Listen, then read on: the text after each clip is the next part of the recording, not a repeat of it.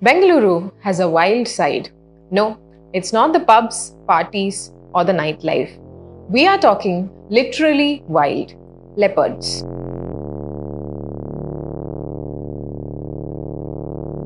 Leopards in and around Bengaluru seems to have been in the news a lot lately.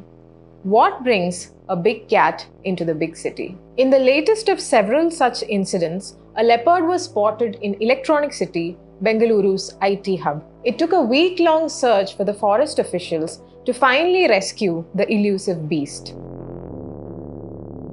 Previously, leopards were sighted near Jigani, Kengeri, off Nice Road, and even in a location not far from the Kempegowda International Airport. In 2016, a leopard entered the VIBGYOR school in Whitefield.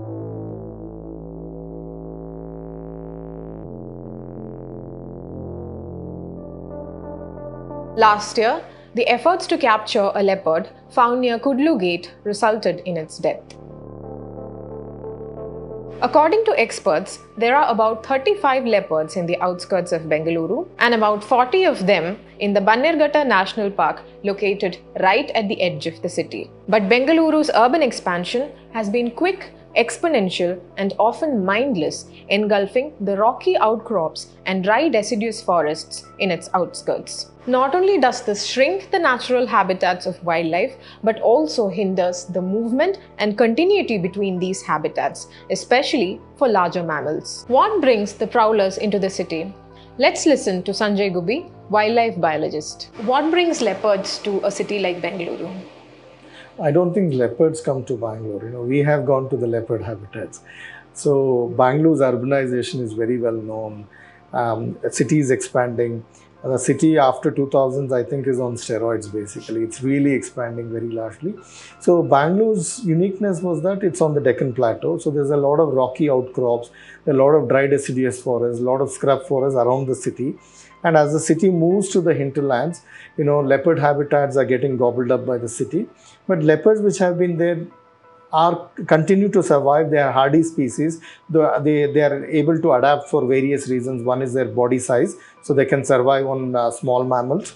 They can survive in any kind of habitat, and they can survive to an extent with humans.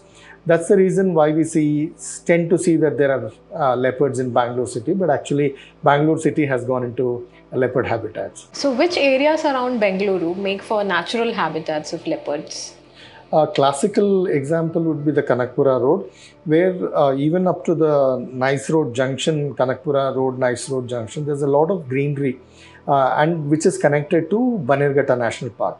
Our studies from Bannerghatta shows that there are about 40 leopards in Bannerghatta itself, but the habitat for leopards continue beyond the national park boundaries, into TK Falls, into Rorich Estate, BM Kaval, UM Kaval, Turalli. These reserve forests also has good cover, which are good leopard habitats. So we document leopards in all of these areas in South Bangalore, which is very good for leopards.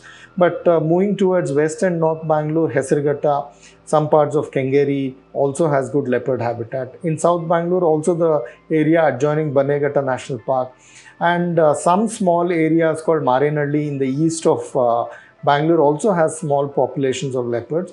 So our studies in and around Bangalore in the last 15 years shows that there are about 30-35 leopards on the outskirts of the city. What is the kind of terrain which usually leopards prefer? Leopards are very adaptable, as I said earlier. They survive in evergreen habitats, dry deciduous forests, rocky outcrops, even in agricultural habitats like sugarcane, maize, mulberry, coffee plantations, tea plantations. But typically around Bangalore, maize, mulberry provides them enough cover, good habitat for them to cover. And many of these areas also have smaller prey like black-naped hare, there's porcupine. You will be surprised if I tell you that Rorich Estate, which is just next to Nice Road, also has sambar, barking deer, smooth-coated otter. All of them make wonderful prey for leopards. So habitat is not clearly an issue for leopards, but availability of prey. And since leopards prefer prey of body size of about 20 kgs, dogs and livestock also replace wild prey wherever they are available. Hence, they survive in all kinds of habitat, but also survive on various kinds of prey. Also, they don't need to wander in a large space, is it?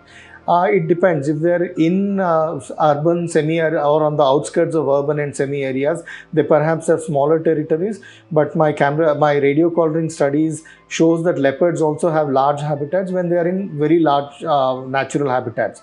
Like one of the leopards I had collared, which was surviving in Kaveri Wildlife Sanctuary, not very far from where we are now, had a huge home range of 140 square kilometers. That's like the entire Bangalore, Mysore city.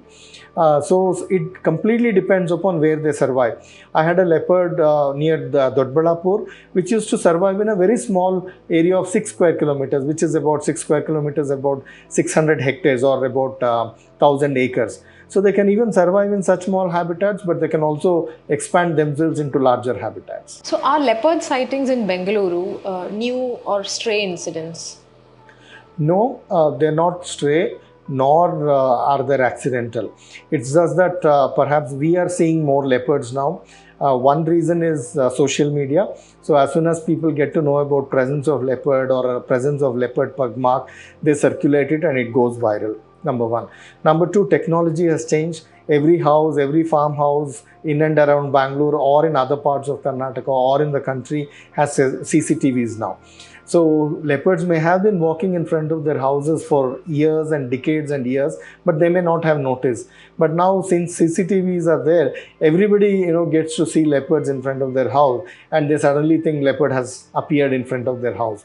About a couple of years ago, there was a large apartment complex near Begur in South Bangalore. A leopard used to survive in their campus, or it used to use part of their campus, the housing complex, to move between two rocky outcrops. But I think one day it got captured on the CCTV and then it became a huge sensational news. Unfortunately, the leopard had to be captured and translocated. So I think these two issues make people feel there are more leopards, or people tend to think that they're seeing more leopards now. One is social media, the other one is CCTV presence. So if somebody comes across a leopard, how to avoid a conflict situation, and what are some of the precautionary measures that should be taken?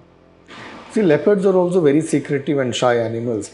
I think I would be surprised even if 0.1% of Bangaloreans would ever get a chance to see a wild leopard in their lives. But if they get to see wild leopards when they are on a walk or when near their house, all they need to be is cautious, not to panic, number one. They don't have to run away. They have to stand still. Most times, 99.9% of the times, the leopard will quietly walk back. So be calm and do not panic. Don't run away. If you want to walk back quietly, don't put your back to the leopard. Walk back looking at the leopard. Keep the leopard in your eyes, in your view, and then walk back quietly. Don't shout. Do not get panicked. That's the first rule I would say.